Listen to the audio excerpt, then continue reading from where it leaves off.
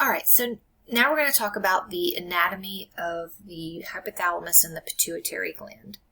So the hypothalamus and the pituitary gland is like an axis, and they both work intimately together.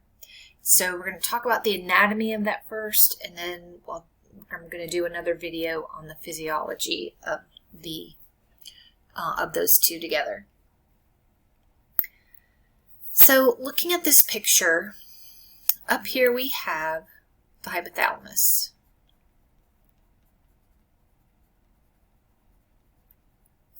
So the area down here is the pituitary gland, and the pituitary gland is made up of two parts. So we have the posterior pituitary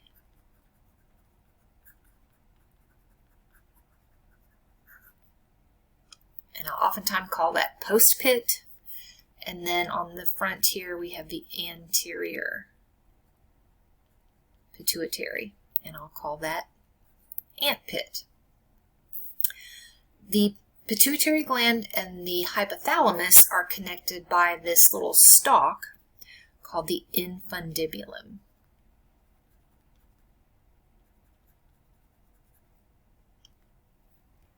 Okay.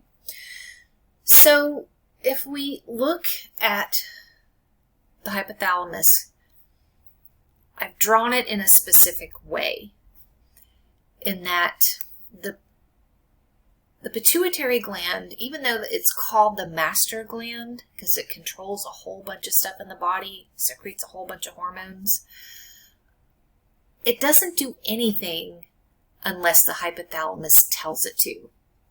So there's a very intimate relationship between these two organs here.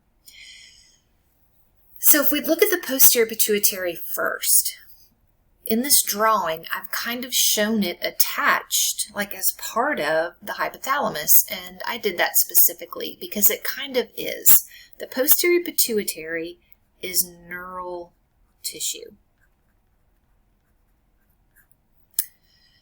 And of course, so is the hypothalamus. And the hypothalamus, makes the hormones that the posterior pituitary actually secrete. And it makes it in some nuclei.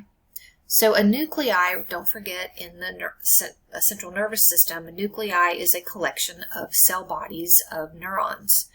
So in here we have some nuclei that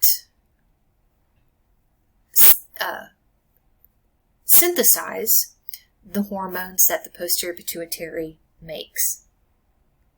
So there are cell bodies in here, of course, and then those have axons that go down into the posterior pituitary. And if you remember, a collection of neuron axons in the central nervous system is called a tract. So this area here, from the hypothalamus down in through the infundibulum into the posterior pituitary, is called the Hypophyseal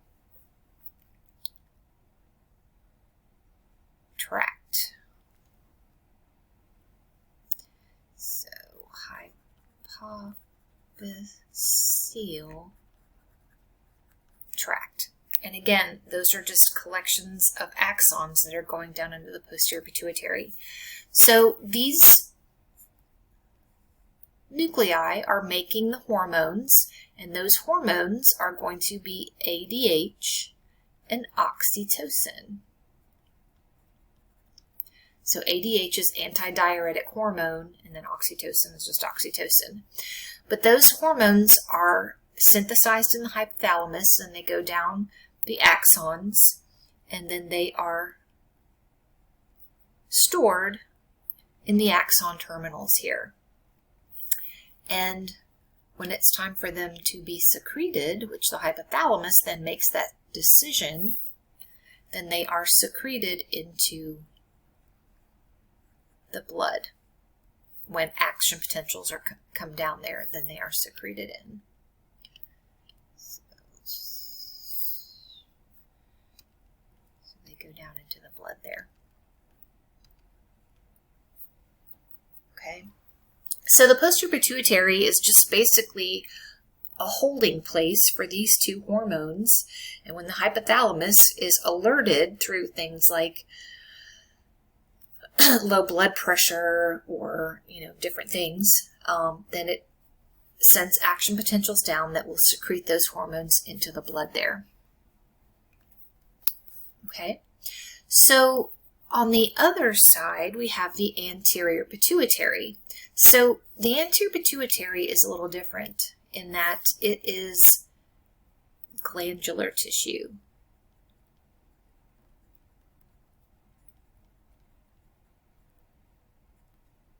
Okay, it is not neural tissue. It is not actually a part of the hypothalamus. When it is created, it is made from, I forget, but it's made and then it attaches itself up here to the pituitary gland. It's something separate. So the attachment to the hypothalamus is not neural. It is through the blood. I'm going to do red here. So the hypothalamus makes hormones that are sent down to the anterior pituitary that tells the anterior pituitary, or ant pit, to secrete its hormones. Ant pit makes its own hormones. So in the hypothalamus, there's going to be a little capillary bed here. And in that capillary bed, or in the hypothalamus, there's going to be nuclei that make hormones called releasing hormones.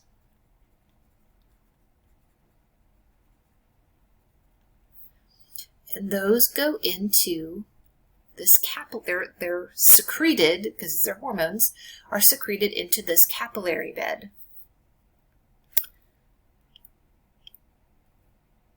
Anterior pituitary also has a capillary bed. And these two capillary beds are connected. Two capillary beds that are connected, that is called a portal system. And this one is called the hypophyseal portal system.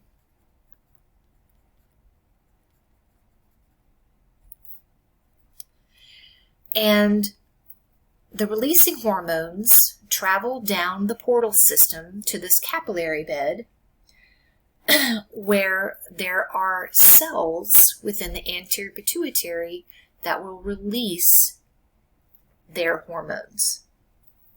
So these are cells that then will release hormones, mainly stimulating hormones.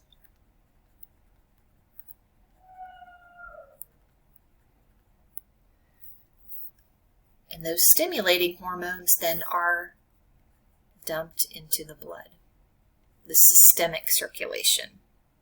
Okay, and then they travel to where they need to go in the body.